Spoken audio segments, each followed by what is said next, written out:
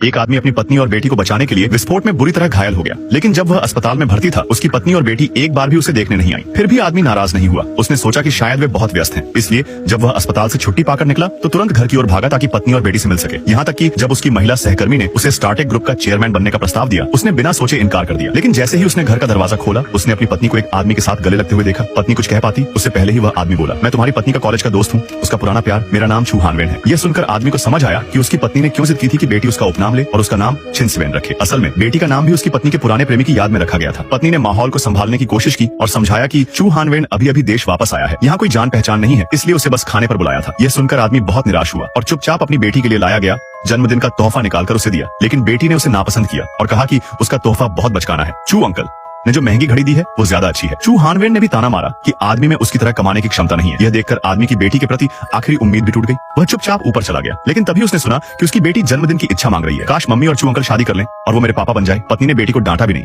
बल्कि कहा, इच्छा जोर से मत बोलो, नहीं तो पूरी नहीं होगी। यह सुनकर आदमी पूरी तरह टूट गया। वह अपने कमरे में गया, परिवार की तस्वीर निकाली और उसे टुकड़ों में फाड़ दिया। फिर वकील को फोन किया और कहा कि वह तलाक का समझौता तैयार करे।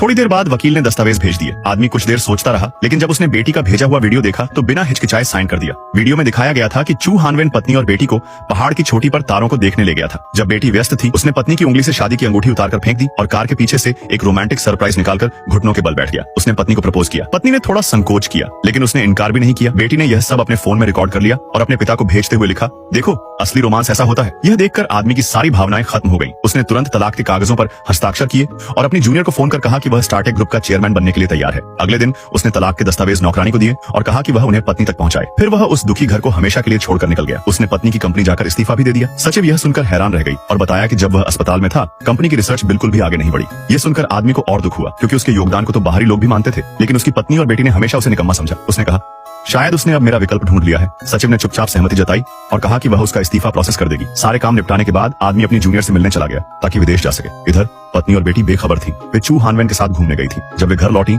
नौकरानी ने उन्हें आदमी का छोड़ा हुआ पत्र थमा दिया और पत्र देखकर पत्नी के होश उड़ गए।